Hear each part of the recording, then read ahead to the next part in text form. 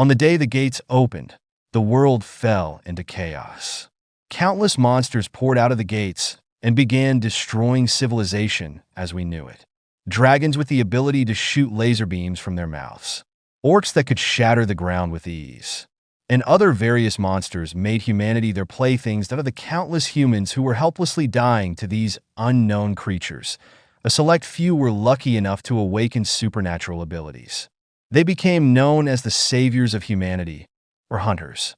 One of these hunters, Lee Hun-wook, is an F-rank player known as the Great Steel Emperor. He was called humanity's last hope. However, Lee believed his life was royally ruined. The AMP, short for Anti-Monster Troop, is a place where hunters who have awakened are forced to serve. In this place, we see a team of soldiers being disciplined. They had their heads on the ground and their backsides in the air.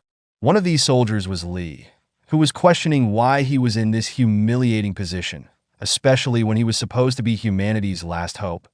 They were at the shooting range, and the commanding officer shouted at them, calling them the strongest, but proceeded to scold them for losing track of 9 cartridges. As the commanding officer continued, Lee sneakily activated his power. He made a bullet case fall out of his pocket, then used his ability to bring it close to his mouth, and ate it. The commanding officer asked the soldiers if they were in their right minds, and they all shouted back, "No." A notification appeared in front of Lee, informing him that he now had 300 G of metal available for manipulation. Lee stared at the message and thought about the officer's question. He wondered how anyone could be in their right mind, especially since this was his second time serving in the army. In his previous life, right before he regressed, Lee was crushed by the debris of a building. While he lay there, a person approached him. Lee looked around, seeing the destroyed buildings and the countless corpses that covered the ground. He smiled, saying that in the end, it wasn't monsters that killed humanity, but hunters. The person approaching was surprised to see Lee alive. He called Lee by his name and said he was wrong. He told Lee that divine creatures such as themselves had simply judged humanity. Lee scoffed at the person. He told him they weren't divine creatures. They were just villains. Humans who sold their souls to the devil and began massacring their own kind. He said if he had known how to grow stronger a year, no, even a day earlier, he would have been able to kill the so-called divine creatures with ease. The person smiled. He asked Lee if he was frustrated. He told him not to be sad and said even if Lee had known earlier, someone as useless as him would have died anyway. He called for a monster and as he walked away, said that this kind of death was fitting for an F rank like Lee. The monster lifted its weapon in the air, and as it struck, Lee called the person's name, Gordon Pry. Just like that, Lee died. But he never expected that he would regress, like in those manhwas he used to read. Another notification appeared on top of the previous one. The prompt congratulated him for realizing how to get stronger. The commanding officer told the soldiers that he would fix their rotten minds. He asked them to say soldier when he said 1 and mindset when he said 2. Lee gritted his teeth. He was fine with returning to the past and losing all of his skills and stats. However, he hated the fact that he was in the army again. Later that day, another commanding officer was taking roll call of Lee's platoon. Lee was out of it. He still hadn't come to terms with having to go through the military again. The commanding officer told Lee's platoon that they would be on standby since they needed to do something before they ate. Lee raised his hand and asked for permission to speak. The commanding officer granted him permission, and Lee said he and the other soldiers were tired because they had just returned from training. The commanding officer smiled menacingly, and as he approached, Lee realized that he had forgotten about this officer, known as the Army's garbage. The commanding officer, Sanguk, asked Lee if his squad should do the work instead. He tapped Lee's helmet and said they were just F ranks who couldn't level up, so they should take on more work to compensate for their lack of talent. Sanguk asked Lee if his platoon would take responsibility if something urgent happened while they were working. This scene began to gather a lot of attention. Some soldiers agreed with what Sanguk was saying, while others thought he was being too rough. However, Sanguk hadn't noticed the crowd. He asked Lee if he thought his platoon should have it easy just because they were corporals. Lee glared at Sanguk angrily.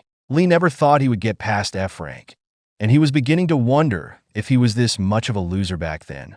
Sanguk noticed Lee glaring at him and asked if he wanted to die.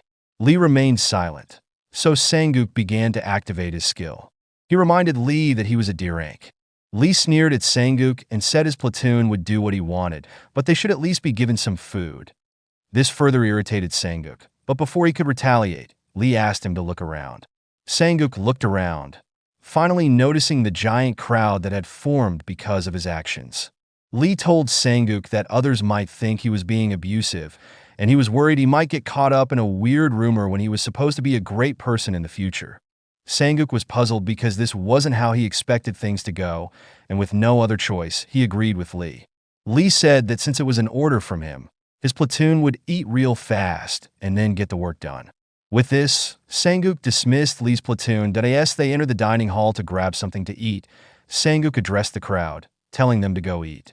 One of the soldiers standing beside Lee was in shock because he never expected Lee to do something like this. Lee turned around and told the soldier, Park Junmo, to go eat. Junmo said he didn't feel like eating and walked away. Sanguk was also left in a daze because it felt like Lee had changed overnight. Lee made his way to a secluded spot. He gritted his teeth and praised himself. He said what he just did was nothing compared to what that bastard did. While remembering Gordon Pry, he gritted his teeth even harder and called him a son of... Another notification appeared, informing Lee that metal absorption was complete and that the weight of metal currently available for manipulation was 309G. He could now manipulate one more. Lee stared at the notification. If he stayed like this, it was going to be hard to catch up to that bastard. That he lifted his helmet, revealing a bunch of metal spoons. The thought of leveling up without the others knowing made him smile. Inside the dining hall, his platoon members began asking around for spoons. They approached Private Park Junmo and informed him that all the spoons were missing.